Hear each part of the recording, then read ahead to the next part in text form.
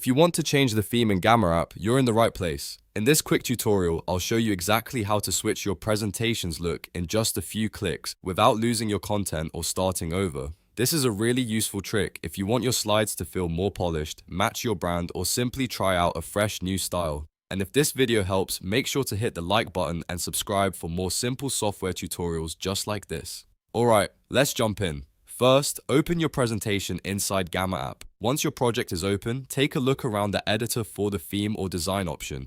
Gamma usually keeps the design controls in an easy to find area, so you should see it near the top or in the editing tools. Click on theme to open the available design choices. Now Gamma will show you a collection of theme styles you can apply to your presentation. Take your time browsing through the options because each theme can change the overall feel of your content in a big way. Some themes may look more modern, while others may feel more professional, minimal, bold, or creative. As you move through the options, think about the message you want your presentation to send. If you're creating a business deck, a clean and professional theme might work best. If you're building something more creative, you may want a more colorful or stylized look. Once you find a theme you like, click on it to apply it. Gamma will then update the entire design automatically.